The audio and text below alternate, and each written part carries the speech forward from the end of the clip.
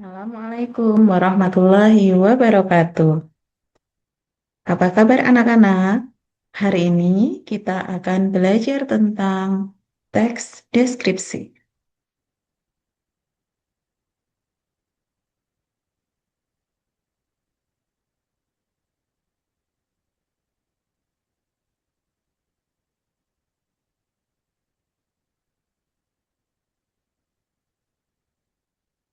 Yang pertama tentang pengertian teks deskripsi. Teks deskripsi adalah teks yang menggambarkan suatu objek, tempat, atau peristiwa secara terperinci sehingga pembaca seolah-olah melihat, mendengar, atau merasakannya sendiri. Untuk siswa sekolah dasar, teks ini membantu melatih daya imajinasi dan pemahaman tentang ciri-ciri objek. Teks ini bertujuan untuk memberikan gambaran yang jelas agar pembaca bisa memahami objek dengan mudah. Berikutnya adalah tujuan teks deskripsi. Yang pertama adalah membuat pembaca bisa melihat atau mengalami objek yang dijelaskan. Tujuan yang kedua adalah menggambarkan objek secara rinci, misalnya warna, bentuk, ukuran, dan keadaan. Yang ketiga, melatih pembaca untuk lebih peka terhadap detail di sekitar mereka. Ciri-ciri teks deskripsi. Ciri-ciri teks deskripsi dibagi menjadi tiga bagian. Yang pertama adalah berdasarkan tujuannya, kemudian yang kedua berdasarkan objek yang dideskripsikan, dan yang ketiga berdasarkan isi teks deskripsi. Berdasarkan tujuannya, ciri teks deskripsi yang pertama adalah menggunakan 5 indera: penglihatan, pendengaran, penciuman, peraba, dan perasa untuk memberikan kesan yang kuat. Yang kedua, menggunakan kata sifat seperti besar, harum, panas, dan kata keterangan seperti dengan perlahan, secara halus, sangat tajam untuk menghidupkan cerita dan menggugah imajinasi pembaca. Berdasarkan objek yang dideskripsikan, ciri teks deskripsi adalah objek yang dibahas pada teks deskripsi bersifat khusus. Artinya, yang dideskripsikan bukan sesuatu yang umum atau abstrak, melainkan yang spesifik dan dapat diamati secara langsung. Contoh, misalnya tempat seperti rumah tua di tepi danau, benda seperti sepeda peninggalan kakek, orang atau tokoh seperti guru favorit dengan gaya yang unik, atau hewan atau tumbuhan seperti kucing Persia yang berburu lebat. Ciri teks deskripsi berdasarkan isi teks deskripsi. Isi teks deskripsi harus menggambarkan objek secara rinci, jelas, dan lengkap. Jadi, ceritakanlah berdasarkan fakta, sistematis, dan menggunakan gaya bahasa yang jelas agar pembaca dapat memahaminya. Berikutnya adalah tentang struktur teks deskripsi.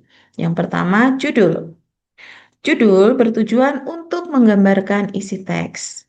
Kemudian, struktur yang kedua adalah kalimat topik. Kalimat topik ini berisi kalimat pembuka mengenai hal yang akan dijelaskan. Yang ketiga adalah deskripsi. Deskripsi berisi beberapa kalimat yang menjelaskan lebih detail mengenai hal yang ingin dideskripsikan. Bisa berupa wujudnya, baunya, rasanya, suasana, dan lain sebagainya. Yang keempat adalah simpulan. Simpulan merupakan bagian penutup teks. Biasanya berisi pendapat atau kesan penulis terhadap hal yang dideskripsikan. Berikutnya yang akan kita pelajari adalah kaidah kebahasaan. Ada beberapa kaidah kebahasaan yang perlu diperhatikan. Di antaranya, satu, menggunakan majas untuk menggambarkan secara jelas atau konkret.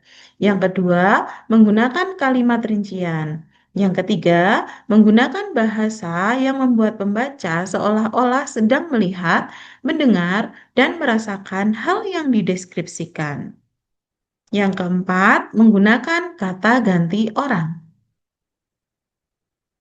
Berikutnya adalah jenis teks deskripsi.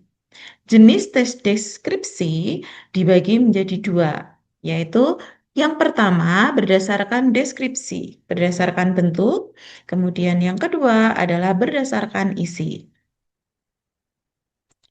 Teks deskripsi berdasarkan bentuk ada dua macam. Yang pertama ada teks deskripsi yang berdiri sendiri. Teks deskripsi ini tidak tergabung atau dicampur adukan dengan teks lain. Fokus utamanya adalah menggambarkan objek secara rinci, lengkap, dan jelas. Yang kedua, teks deskripsi yang menjadi bagian dari teks lain. Teks deskripsi ini tergabung atau dicampur dengan teks lain, bisa muncul di dalam cerpen, novel, teks iklan, teks berita, dan lain sebagainya.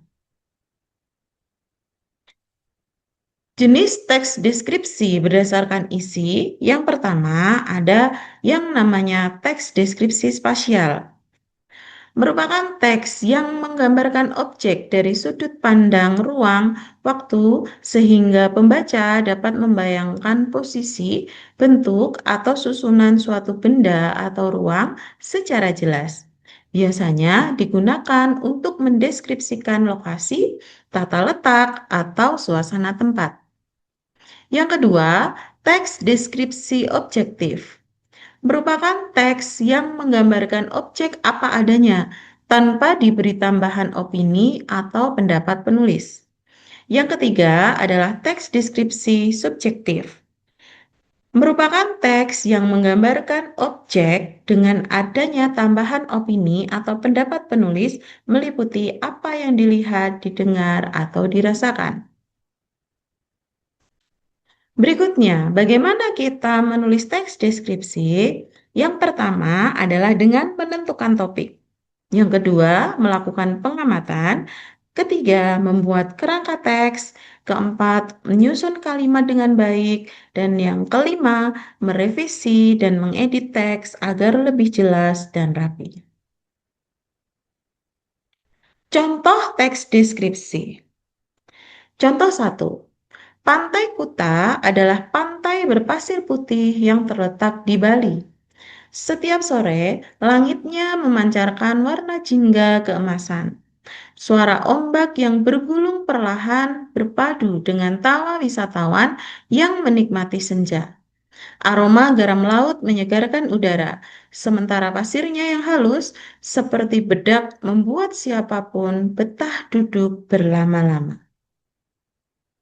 Contoh kedua.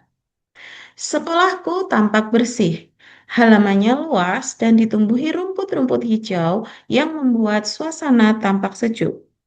Selain itu, di halamannya ada pohon beringin yang cukup lebat. Ruang kelas sekolahku cukup besar. Semua lantai ruangan menggunakan keramik.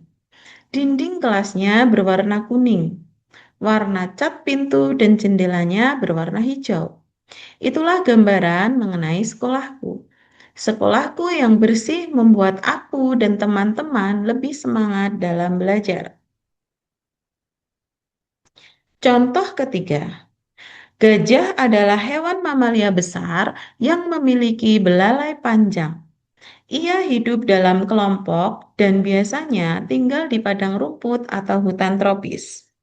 Warna kulitnya abu-abu dan tubuhnya dilapisi kulit tebal. Nah, itulah tadi penjelasan tentang teks deskripsi. Semoga anak-anak bisa lebih terbantu dalam mempelajari teks deskripsi. Terima kasih. Wassalamualaikum warahmatullahi wabarakatuh.